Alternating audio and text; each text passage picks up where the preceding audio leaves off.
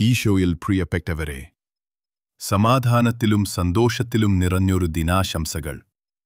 തിരുവോണത്തിന്റെ മധുരം മാഞ്ഞുമാറിയെങ്കിലും വിശുദ്ധ സഭ നമ്മെ 23-ാം ഞായറിലേക്കു കൈപിടിച്ച് നടത്തുമ്പോൾ ആത്മീയതയുടെ ആഴത്തിലേക്ക് കടന്നു ചെല്ലാം.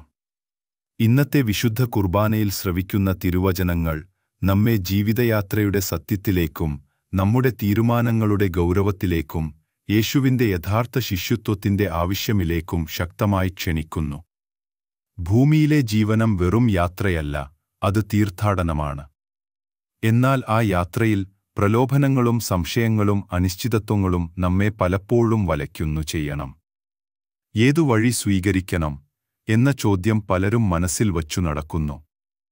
ദൈവത്തിന്റെ ഇഷ്ടം തിരിച്ചറിയുക ചിലപ്പോൾ എളുപ്പമല്ല, കാരണം മനുഷ്യന്റെ ബുദ്ധിയും പദ്ധതികളും വളരെ പരിമിതമാണ്. എന്നാൽ ദൈവത്തിന്റെ ജ്ഞാനവും പദ്ധതികളും നമ്മുടെ ചിന്തകൾക്ക് അതീതവും ഉയർന്നതുമാണ്. അതാണ് ഇന്നത്തെ ഒന്നാം വായന നമ്മെ ഓർമ്മിപ്പിക്കുന്നത്. May your day be filled with peace, love, and light. Know that you are cherished and blessed beyond measure. സ്നേഹിതരെ, ഇന്നത്തെ സുവിശേഷം നമ്മെ ശിഷ്യത്വത്തിന്റെ യഥാർത്ഥ വിലയെക്കുറിച്ച് ആഴത്തിൽ ചിന്തിക്കാൻ പ്രേരിപ്പിക്കുന്നു. യേശു പറഞ്ഞ, എന്നെ അനുഗമിക്കാൻ ആഗ്രഹിക്കുന്നവൻ സ്വന്തം മാതാപിതാക്കളെയും കുടുംബത്തെയും ജീവനും പിന്നിൽ വയ്ക്കാൻ തയ്യാറായില്ലെങ്കിൽ എന്റെ ശിഷ്യനായിരിക്കാനാവില്ല എന്ന വാക്കുകൾ കേൾക്കുമ്പോൾ ആദ്യം ഞെട്ടലുണ്ടാകാം. എന്നാൽ ഇവിടെ യേശു വെറുപ്പ് അർത്ഥമാക്കുന്നത് ബന്ധങ്ങളെ നിരസിക്കുക എന്നല്ല, മറിച്ച് ദൈവത്തെ ആദ്യസ്ഥാനത്ത് വയ്ക്കുക എന്നതാണ്. ഒരു ഗോപുരം പണിയാൻ തുടങ്ങുന്നവനും യുദ്ധത്തിനിറങ്ങുന്ന രാജാവും മുൻകൂട്ടി വില കണക്കാക്കുന്നതുപോലെ ശിഷ്യത്വത്തിനും ആത്മാർത്ഥമായ തീരുമാനവും ബലിയർപ്പണവും ആവശ്യമാണ് എന്ന് യേശു നമ്മെ പഠിപ്പിക്കുന്നു. ഇന്നത്തെ ഒന്നാം വായനയായ ജ്ഞാനപുസ്തകം 9-ാം അധ്യായത്തിൽ നിന്നുള്ള വചനങ്ങൾ മനുഷ്യബുദ്ധിയുടെ പരിമിതിയും ദൈവജ്ഞാനത്തിന്റെ മഹിമയും നമ്മെ ഓർമ്മപ്പെടുത്തുന്നു. ദൈവത്തിന്റെ ആലോചനയെ ആർക്കറിയാൻ കഴിയും? മനുഷ്യന്റെ ചിന്തകൾ ഭീരുത്വത്തിലും ആശങ്കകളിലും നിറഞ്ഞതാണ്. ഭൂമിയിലെ കാര്യങ്ങൾ പോലും വ്യക്തമായി ഗ്രഹിക്കാൻ നമുക്ക് പ്രയാസപ്പെടുമ്പോൾ സ്വർഗീയമായ ദൈവത്തിന്റെ പദ്ധതികൾ നമ്മാൽ എങ്ങനെ മനസ്സിലാക്കാനാകും? അതുകൊണ്ടുതന്നെ ദൈവത്തിന്റെ പരിശുദ്ധാത്മാവാണ് നമ്മുടെ വഴികളെ തെളിയിക്കുകയും ജീവിതയാത്രയെ നേരെയാക്കുകയും ചെയ്യുന്നത്. യിസയ്യാ പ്രവാചകൻ പറഞ്ഞതുപോലെ, ദൈവത്തിന്റെ വഴികളും ചിന്തകളും നമ്മുടെ ചിന്തകളിൽ നിന്ന് ഉയർന്നതാണ്. അതിനാൽ നാം നമ്മുടെ ചിന്തകളിൽ മാത്രം ആശ്രയിക്കാതെ ദൈവത്തിന്റെ ജ്ഞാനത്തിൽ അടിയുറച്ചു നിന്ന് യേശുവിനെ അനുഗമിക്കാൻ തയ്യാറാകണം. നമ്മുടെ ശരീരം നശ്വരവും ക്ഷീണവുമുള്ള ഒരു മൺകുടിലാണ്. ആത്മാവിന് പലപ്പോഴും ഒരു ഭാരമായി മാറുന്നത്. ഉദാഹരണത്തിന്, മാതാപിതാക്കൾ മക്കളുടെ ഭാവി സ്വപ്നം കണ്ടു, മികച്ച വിദ്യാഭ്യാസത്തിനും ജീവിതത്തിനുമായി എല്ലാം ത്യജിക്കും. എന്നാൽ കാലക്രമത്തിൽ മക്കൾ പ്രതീക്ഷിച്ച വഴികളിൽ നടക്കണമെന്നില്ല. അത് മാതാപിതാക്കളുടെ തെറ്റല്ല, മനുഷ്യന്റെ ചിന്തകൾക്കും പദ്ധതികൾക്കും പരിമിതികളുണ്ടെന്ന സത്യത്തിന്റെ തെളിവാണ്. ജ്ഞാനപുസ്തകം നമ്മെ പഠിപ്പിക്കുന്നത് മനുഷ്യബുദ്ധിയിൽ മാത്രം ആശ്രയിച്ച് മുന്നോട്ടു പോകാൻ കഴിയില്ല. ദൈവത്തിന്റെ ജ്ഞാനത്തിലാണ് ജീവിതത്തിന് ഉറച്ച അടിത്തറ. ദൈവം തന്ന ജ്ഞാനവും മുകളിലുള്ളവരിൽ നിന്നയച്ച പരിശുദ്ധാത്മാവും കൂടാതെ ആരും അവിടുത്തെ ആലോചന അറിഞ്ഞിട്ടില്ല എന്ന വചനത്തിൽ നമ്മുടെ മാർഗദർശനം ഒളിഞ്ഞിരിക്കുന്നു. പരിശുദ്ധാത്മാവിനെ ഹൃദയത്തിലേക്ക് ക്ഷണിച്ചാൽ മാത്രമേ നമ്മുടെ ബുദ്ധി പ്രകാശിക്കൂ, ദൈവഹിതത്തിന് അനുയോജ്യമായ തീരുമാനങ്ങൾ എടുക്കാൻ നമുക്ക് ശക്തി ലഭിക്കൂ. പ്രിയ സഹോദരങ്ങളെ, ഒന്നാം വായന നമ്മെ ഓർമ്മിപ്പിക്കുന്ന സത്യം വളരെ പ്രധാനപ്പെട്ടതാണ്. ദൈവഹിതം തിരിച്ചറിയാതെ, അവിടുത്തെ ജ്ഞാനത്തിൽ ആശ്രയിക്കാതെ യേശുവിന്റെ യഥാർത്ഥ ശിഷ്യന്മാരാകാനാകില്ല. മനുഷ്യബുദ്ധിയിൽ മാത്രം ആശ്രയിച്ച് തീരുമാനങ്ങൾ എടുക്കുമ്പോൾ അത് പലപ്പോഴും തെറ്റായ വഴികളിലേക്ക് നമ്മെ തള്ളിവിടും. അതുകൊണ്ടുതന്നെ ജീവിതത്തിലെ ഓരോ ചുവടിലും ദൈവജ്ഞാനം തേടേണ്ടത് അനിവാര്യമാണ്. ഈ ചിന്തയെ കൂടുതൽ ആഴത്തിൽ വ്യക്തമാക്കുന്നതാണ് ഇന്നത്തെ സുവിശേഷ വായന. ലൂക്കാ 14 അധ്യായത്തിന്റെ 25 വരി മുതൽ 33 വരി വരെ യേശു വലിയ ജനക്കൂട്ടത്തോട് ശിഷ്യത്വത്തിന്റെ കഠിന സത്യങ്ങൾ തുറന്നു പറയുന്നു. മാതാപിതാക്കൾ, കുടുംബം, സ്വയം ജീവൻ എല്ലാം പിന്നിൽ വയ്ക്കാൻ തയ്യാറായില്ലെങ്കിൽ, തന്റെ കുരിശ് ഏറ്റെടുത്തു നടക്കാൻ ധൈര്യമില്ലെങ്കിൽ ഒരാളും യഥാർത്ഥ ശിഷ്യനായിരിക്കാനാവില്ലെന്ന് യേശു പറയുന്നു. ഗോപുരം പണിയുന്നവൻ ചെലവ് കണക്കാക്കാതെ തുടങ്ങുകയില്ലല്ലോ. യുദ്ധത്തിനിറങ്ങുന്ന രാജാവും ശക്തി പരിശോധിക്കാതെ മുന്നോട്ടു പോകുകയില്ലല്ലോ. അതുപോലെ ശിഷ്യത്വത്തിനും വില കണക്കാക്കുന്ന ധൈര്യവും സമർപ്പണവും വേണം. എല്ലാം പ്രിയ സഹോദരങ്ങളെ, ഇന്നത്തെ സുവിശേഷം ഒരേ സമയം നമ്മെ ആകർഷിക്കുകയും വെല്ലുവിളിക്കുകയും ചെയ്യുന്നു. യേശുവിന്റെ വാക്കുകൾ കേൾക്കുമ്പോൾ ആദ്യം കടുപ്പമെന്ന് തോന്നാം. പക്ഷേ അതിന്റെ അർത്ഥം വളരെ ആഴത്തിലുള്ളതാണ്. ദ്വേഷിക്കുക എന്ന പദം ഇവിടെ വെറുപ്പർത്ഥമല്ല, മറിച്ച് മറ്റെല്ലാ ബന്ധങ്ങളെയും സ്വാർത്ഥ ആഗ്രഹങ്ങളെയും മറികടന്ന് യേശുവിനെ ആദ്യസ്ഥാനത്തു വയ്ക്കുക എന്നതാണ്. കുടുംബവും സുഹൃത്തുക്കളും സ്വജീവനും പോലും യേശുവിനോടുള്ള സ്നേഹവുമായി താരതമ്യം ചെയ്യുമ്പോൾ പിന്നിൽ തോന്നണം. ഉദാഹരണത്തിന്, ഒരാൾ ജോലി തിരഞ്ഞെടുക്കുമ്പോൾ ഏറ്റവും നല്ല കമ്പനി, നല്ല ശമ്പളം, മികച്ച അവസരങ്ങൾ ഉള്ളിടത്തേക്ക് പോകുന്നതുപോലെ ദൈവരാജ്യത്തിനായി നാം ഏറ്റവും മഹത്തായ തിരഞ്ഞെടുപ്പാണ് നടത്തേണ്ടത്. ലോകമിന്ന് ഭൗതിക സൗഖ്യത്തിനും സാമ്പത്തിക സുരക്ഷയ്ക്കും വലിയ വില നൽകുന്നുണ്ടെങ്കിലും യേശു നമ്മെ ഓർമ്മിപ്പിക്കുന്നത്, ദൈവത്തിന് ഒന്നാം സ്ഥാനമില്ലെങ്കിൽ മറ്റെല്ലാം തെറ്റായ ക്രമത്തിലാകും. എന്നാൽ അവിടുത്തെ മുൻഗണന നൽകുമ്പോൾ കുടുംബവും ജോലിജീവിതവും വ്യക്തിഗത സന്തോഷങ്ങളും അവരുടെ യഥാർത്ഥ സ്ഥാനത്ത് പതിയും. കൂടാതെ തന്റെ കുരിശ് വഹിച്ചുകൊണ്ടല്ലാതെ എന്റെ ശിഷ്യനായിരിക്കാനാവില്ല എന്ന വാക്കുകൾ ശിഷ്യത്വത്തിന്റെ അടിത്തറയാണ്. കുരിശ് സഹനത്തിന്റെയും ത്യാഗത്തിന്റെയും ചിഹ്നമാണ്. അത് ഓരോരുത്തർക്കും വ്യത്യസ്തമാണ്. ഒരാൾക്ക് രോഗം, മറ്റൊരാൾക്ക് സാമ്പത്തിക ബാധ്യത, ചിലർക്കു കുടുംബകലഹം, മറ്റൊരാൾക്ക് ജോലി സമ്മർദ്ദം. പ്രിയ സഹോദരങ്ങളെ, ഒന്നാം വായന നമ്മെ ഓർമ്മിപ്പിക്കുന്നത് മനുഷ്യന്റെ ചിന്തകൾക്കുള്ള പരിമിതികളെയാണ്. പലപ്പോഴും നാം കഷ്ടപ്പാടുകളെ ദുരന്തമായി കാണുന്നുവെങ്കിലും യഥാർത്ഥ ശിഷ്യന് അവയെ ദൈവഹിതത്തിന്റെ ഭാഗമായി സ്വീകരിക്കാൻ കഴിയണം. യേശുവിനു വേണ്ടി കുരിശു വഹിക്കുമ്പോഴാണ് ശിഷ്യത്വത്തിന്റെ സത്യശക്തി വെളിപ്പെടുന്നത്.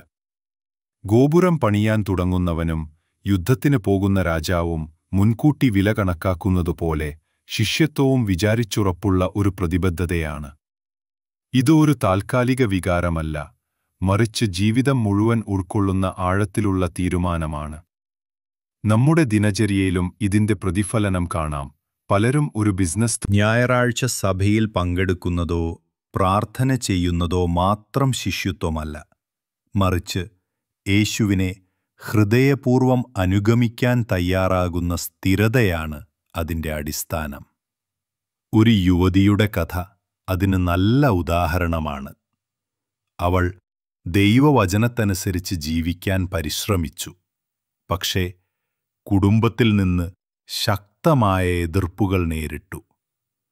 മാതാപിതാക്കൾ അവളുടെ ജീവിതത്തിന് മറ്റൊരു വഴികാട്ടി ഒരുക്കിയിരുന്നുവെങ്കിലും അവൾ തന്റെ വിശ്വാസത്തിൽ ഉറച്ചുനിന്നു.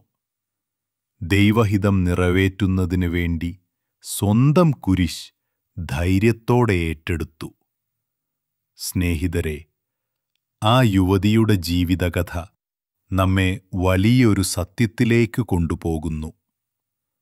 മാതാപിതാക്കളെ അവിടെ അവൾ സ്വന്തം കുരിശ് ധൈര്യത്തോടെ ഏറ്റെടുത്തു.